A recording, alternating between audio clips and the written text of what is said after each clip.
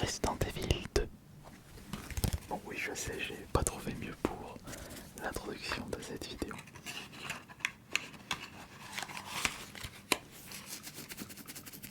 Mais ce qui est sûr c'est que ce soir, je vais vous raconter l'histoire de Resident Evil 2. Pas l'histoire de son développement, mais l'histoire, la synopsis. Il y aura du spoil mais je vais éviter de trop vous en donner. Et si vous désirez d'autres histoires racontées par mon chuchotement, vous me dites dans les commentaires le jeu en question, sans oublier de mettre un petit like.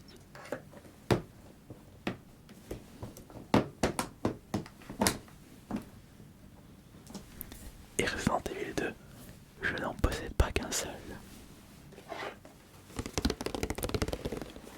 Je possède la version Nintendo 64.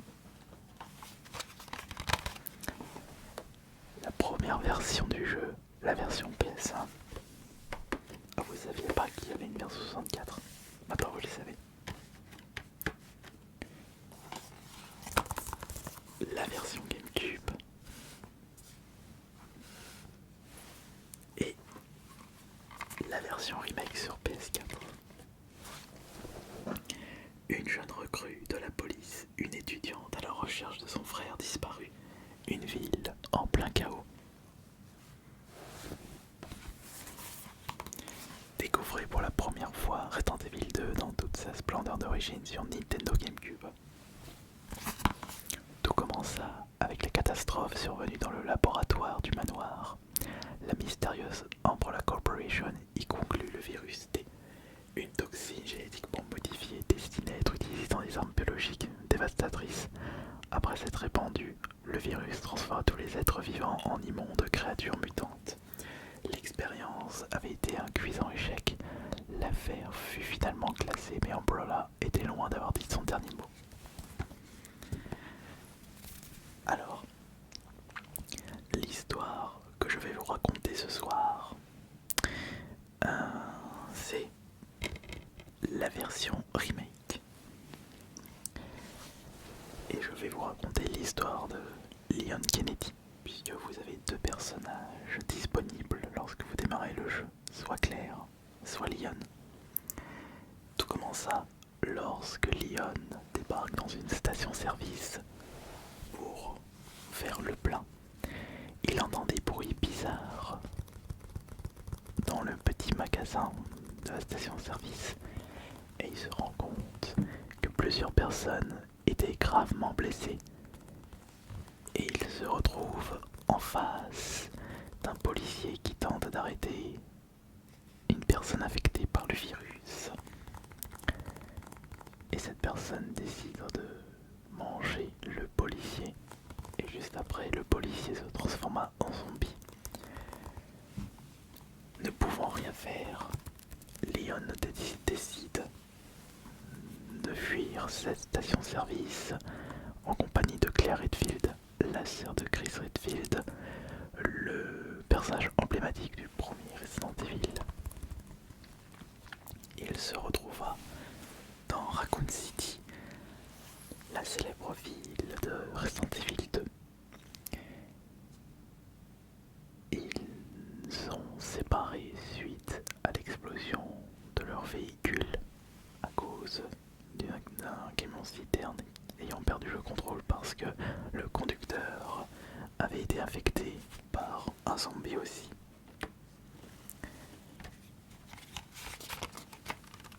Direction le commissariat pour aller chercher de l'aide. Et après avoir rencontré des policiers, ou plutôt un policier qui était à moitié par terre, où il manquait la moitié de son corps, Leon récupéra un petit carnet et rencontra un autre policier, son supérieur.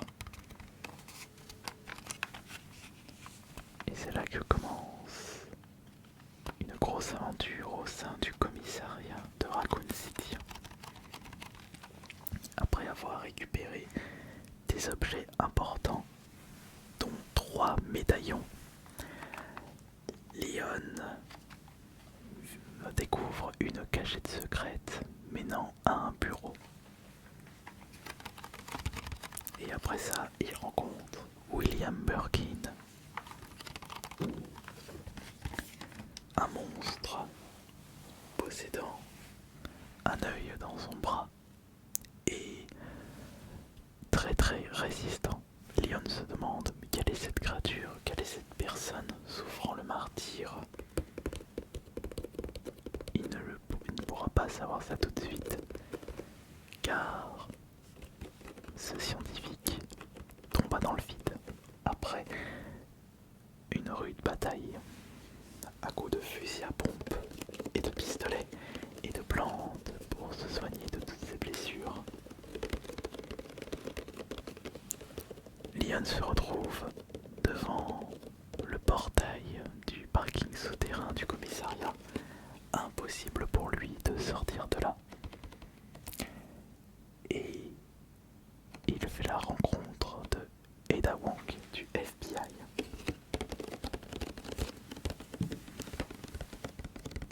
Et après, il rencontre un journaliste enfermé dans la prison du commissariat de Raccoon City qui lui propose un marché, échanger sa carte d'accès pour sortir du commissariat contre des informations, mais également le fait de pouvoir, en échange de sa libération.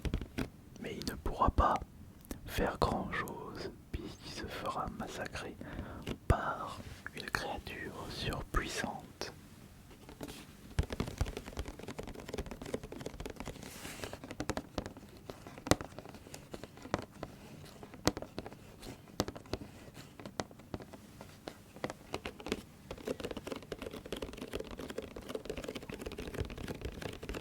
Et cette créature puissante, Leon va le rencontrer pour la première fois après avoir éteint l'incendie de l'hélicoptère qui s'était abattu sur le commissariat. C'était une grande créature, très résistant contre les balles, marchant lentement, mais très imposant. Avec cette créature sur les pattes, cela ne va pas être une mince affaire pour Leon de s'en sortir dans le commissariat. Mais ce n'est pas impossible, parce que justement, après avoir récupéré le matériel nécessaire pour récupérer la carte d'accès, il va pouvoir sortir du commissariat en compagnie d'Ada Wong qui lui sauvera la peau en ayant foncé sur la créature qui est Mister X et en explosant la camionnette et en servi à l'écraser.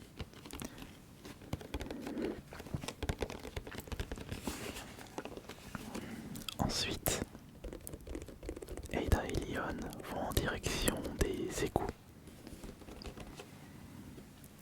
pour justement trouver le lieu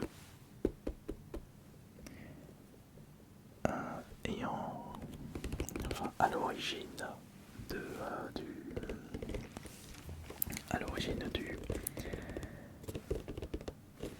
ils essaient de trouver le lieu à l'origine de toute cette catastrophe au sein de Raccoon City, et il s'agit d'un laboratoire construit sous les égouts de la ville. Après avoir fait la rencontre d'un crocodile faisant 20 mètres de long et pesant une centaine de tonnes, voilà que Leon se fait tirer dessus par une autre scientifique et Ada Wong part à sa recherche.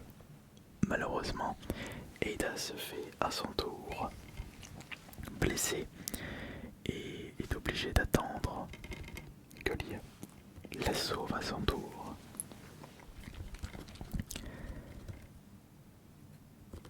Et après avoir enfin pu avoir accès à l'endroit où était enfermé Ada Wong, blessé à la jambe, il fait de nouveau la rencontre scientifique avec son œil dans le bras. Mais il était plus fort, plus puissant. Après un combat acharné contre cette créature, Leon a réussi à sauver Ada Wong. Et ils ont pris le funérail en direction du Nest, le laboratoire souterrain d'Umbrella Corporation, construit dans les souterrains de Raccoon City. Leon avait comme objectif de récupérer le virus G, un échantillon du virus G. C'est ce que désirait Ada Wong, mais Leon était encore naïf à ce moment-là. Il récupère... Enfin, il fait la rencontre de scientifiques, de liqueurs, de plantes insensibles aux balles, mais faibles envers le lance-flamme.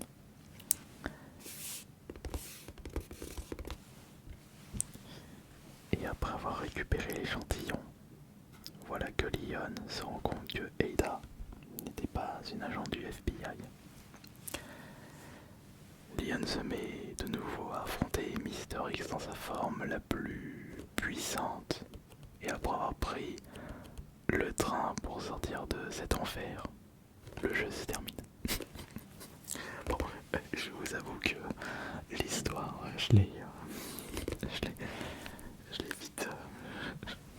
J'en aurais cru que j'avais fait un speedrun sur raconter l'histoire de Resident Evil 2.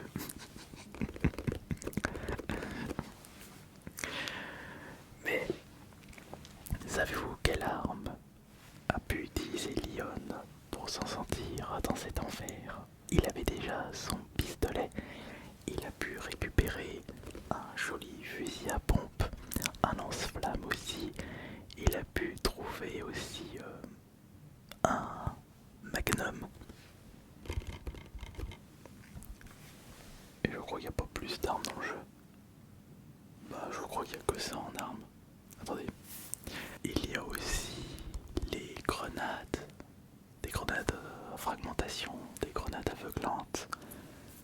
Il y a le couteau. Mais je crois que j'ai dû oublier une arme. Bon, il y a le bazooka à la fin, mais je ne le compte pas. Il n'y a pas plus d'armes dans le jeu. Non, je crois qu'il y a... Je crois que j'ai fait le tour des armes pour Leon, parce que les autres armes, c'est avec Claire. Le pistolet mitrailleur, son petit Colt, le lance-grenade et le harpon électrique. Oui, c'est ça.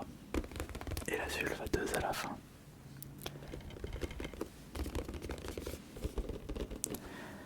Alors si je peux vous recommander Resident Evil 2, alors quelle version je vous recommande? Parce que là vous avez la version d'origine PS1, Nintendo 64, GameCube ou le remake sur la PS4, la Xbox One aussi. Je sais pas par contre si le remake du 2 est sorti sur la Switch, c'est possible, ou je ne sais pas. De toute façon les Switch faut pas demander grand chose.